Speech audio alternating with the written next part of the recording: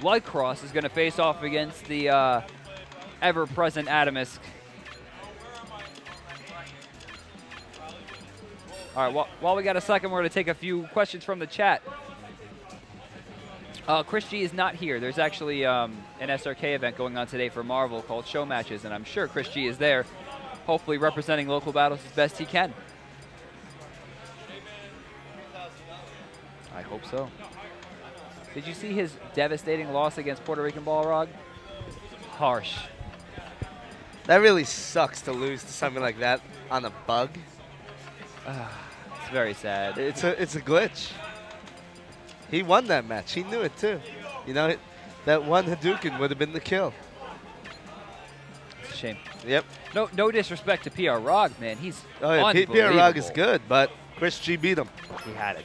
Except, you know what? Heartbreaking. PR Rog, he goes home with the money. Yeah. And granted, I'm a little biased. I'm kind of a Chris G fanboy. Chris G puts the work in like nobody else. Chris G is like one of those savants. Yeah. He can play any game and be good at it, except Smash. No, he cannot be good at Smash. I said except Smash. Oh, man, he is so bad at this game. It is, like, embarrassing. Chris, if you're not watching this, if you watch the replay, if you're anywhere. Oh, he's not watching this. Don't do it. All right, next up. We got, I have no idea who these characters are playing. Bloodcross is probably Snake using the Mike Ray tag, and Atomsk does have a very decent Ice Climbers. Oh, I don't think that Bloodcross has a lot of Ice Climbers experience, and we know for a fact that Atomsk has a ton of Snake experience. Atomsk kind of had a bromance going on with Ally. They did a lot of sleepover situations. So, yeah.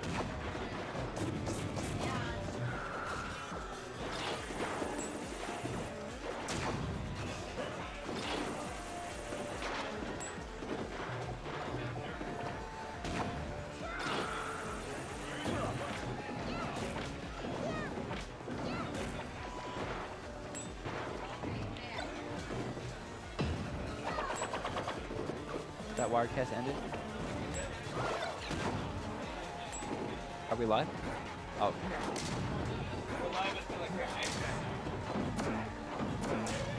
Oh, we're not live?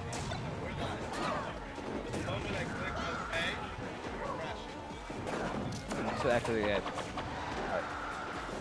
after this game, we're gonna have to reset the stream. It'll be like a 20-second downtime. We'll be right back with game 2.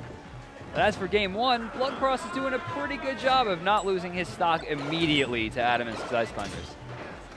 Now, in his prime, Atomsk probably had a top 3 Ice Climbers in the world. I mean, he's no Vinny, but he's definitely a threat. Without Nana, maybe not so. Oh, showed me.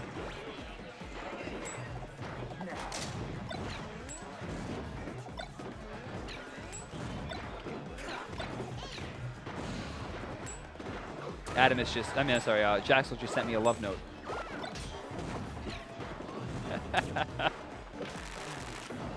But stock 2, the goal here is just to take as little damage from Sopo as possible. He's going to need to find a way to kill Nana as fast as possible, otherwise he's just going to lose his stock immediately. One grab with both Ice Climbers equals death.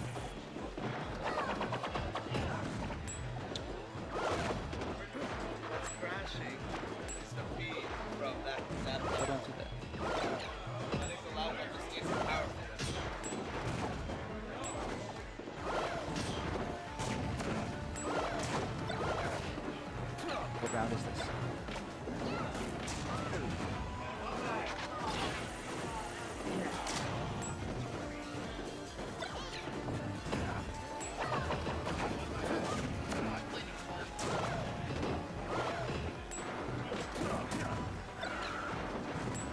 You'll donate $200 if I get you a date with Chris G. I can do that. Send your headshots to brandondiem@gmail.com. Split it 50-50. No, yeah, no. Chris is just going on the date.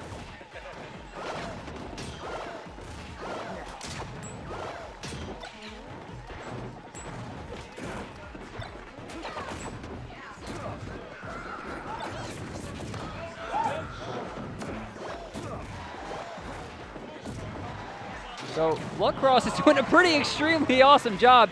Gets the 4th of July explosion.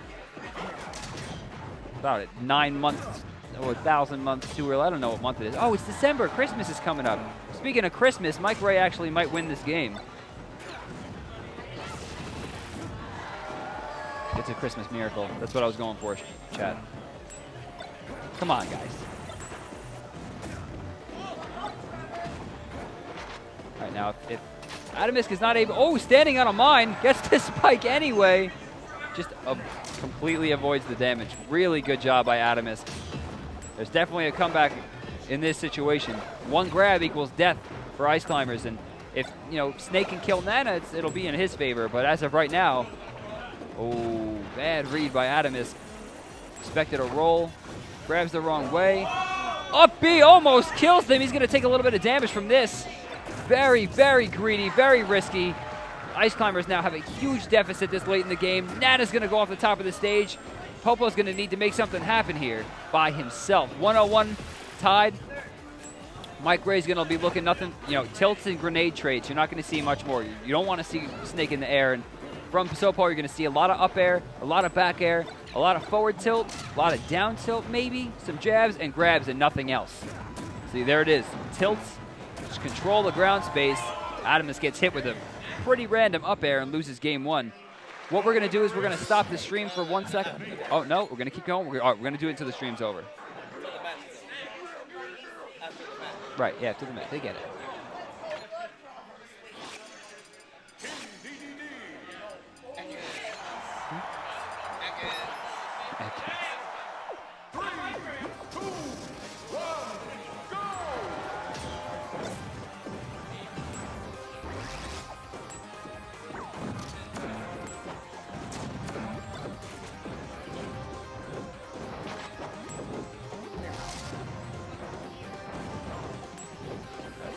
Game 2 starts off, and we saw a switch to DDD, which is a smart idea because he had the counter pick, which means he picks the stage, and then Bloodcross has to pick his character. Now, in this matchup, a lot of people think it's straight up in DDD's favor, but most people who are good at the game know this matchup is either completely even or slightly in Snake's favor. However, Atomsk being top 2 DDDs in the world, guaranteed, versus Bloodcross being maybe a top 15 Snake, this matchup's going to be in his favor. Although, as we're seeing right now, Bloodcross is doing a really good job. He hits him with the random dropping of the bathtub on top of DDD's face, kills him early, and Atomsk has a pretty big deficit to make up, especially against an amazingly heavy character like Snake.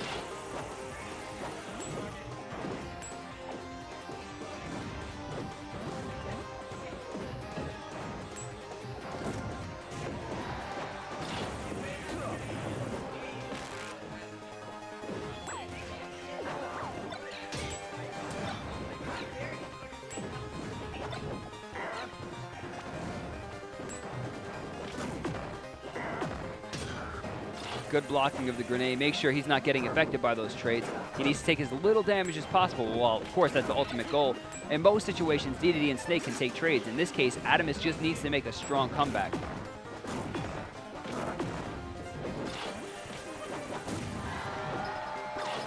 Bloodcross is in trouble here. There it was. Atomsk takes, finally, the first stock from Bloodcross. He's going to need to make a little bit of a comeback here. 50%, walks up and just sticks him right with the C4. Doesn't make anything of it, but it's still fun to watch.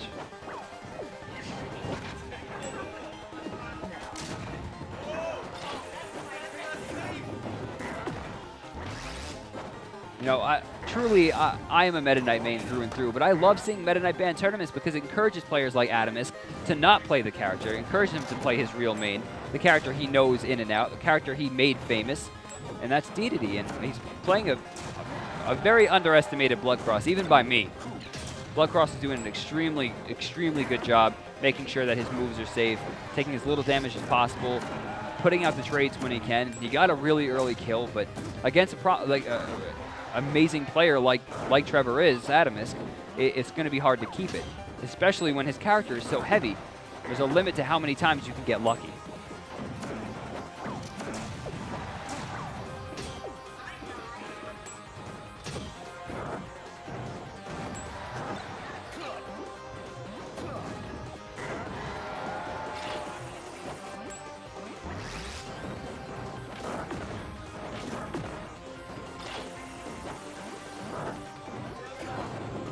Both players at an extremely high kill percent.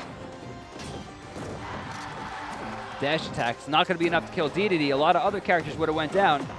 Atomsk, amazing mind gains, gets it with a get-up attack, a very unorthodox move in this situation.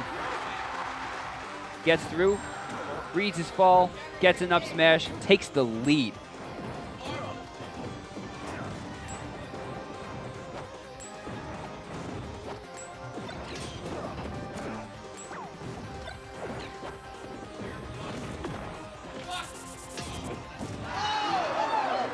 .206, 200 Club Atomsk is going to come down in his final stock. Game is pretty much tied at this point.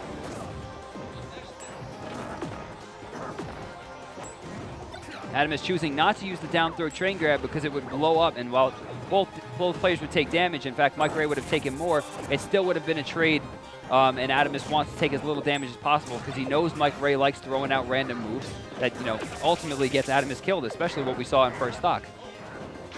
Reads the standing get up, gets him with a nice up tilt. He's going to try to do his best to keep Snake in the air. Snake is a very, very untop tier character in the air. And right now, Atomsk is going to get a lot of damage off this chain grab. He's going to, again, try to keep him in the air for as long as possible. Gets another grab, another 30%.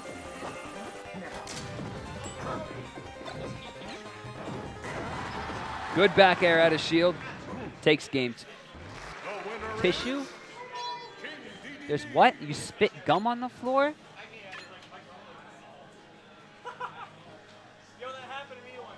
Just finish the set. Yo, weird bastard. Gum.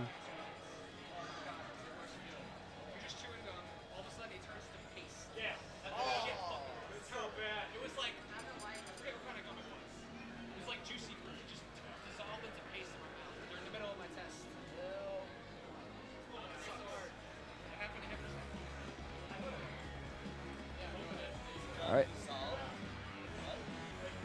Now, game 3, this is going to be a difficult situation for both players. If Atomsk goes Ice Climbers, we're probably going to see another Snake matchup, and Bloodcross won the first one pretty steadily.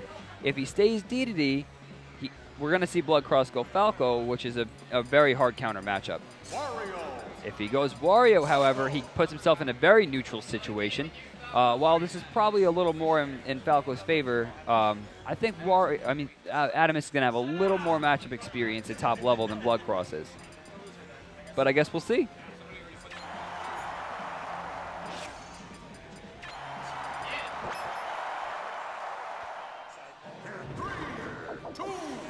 All right, going to Final Destination.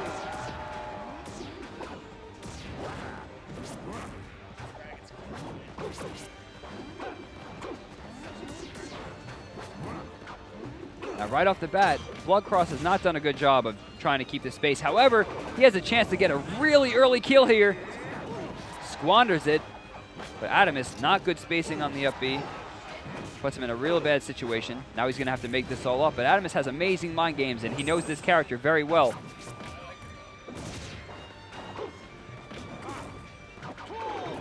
Bloodcross, technical error, jabs the wrong way, and he's going to pay for it. Not by much, but he paid for it.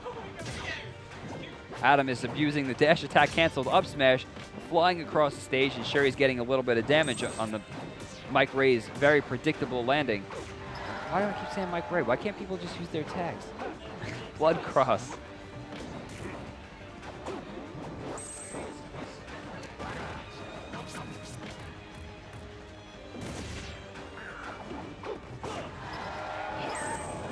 Good down smash. Atomsk is in big trouble here. First stock's gonna go to Bloodcross. Now, Bloodcross took a 4-hour car trip here this morning and had a fairly difficult bracket, especially now having to fight Atomsk, but this would be a very big win and a very big confidence booster. And Bloodcross, as most of you know, plays a lot on confidence. When he starts losing, he tends to start choking, but in this case, he's doing a really good job of just keeping himself focused, keeping himself smart.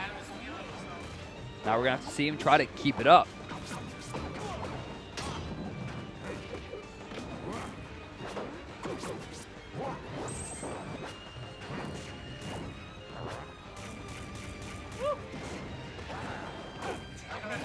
Atomsk tying the game up.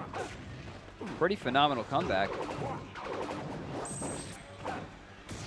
Now, a lot of people like to complain that Brawl isn't competitive specifically because there's no combos. And I got to tell you, Brawl was a godsend for me, especially considering I'm trying to play other games now. In this case, think about how many times you have to hit your opponent from neutral to be able to kill them. The average move does 10 to 15 damage, or 8 to 15 damage, you're going to have to hit your opponent at least 10 times before activating a kill move and trying to go for it.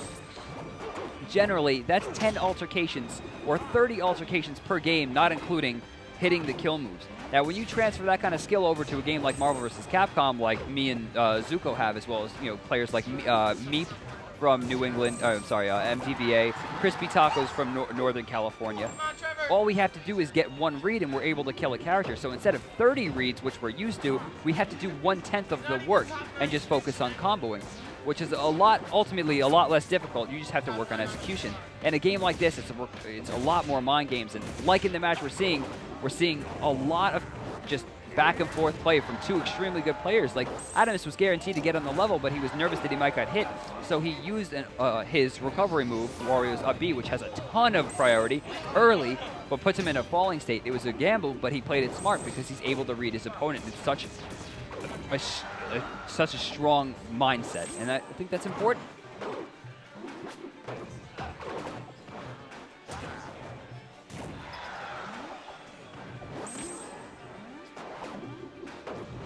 Also, we're getting to see a lot of characters because of the Meta Knight ban.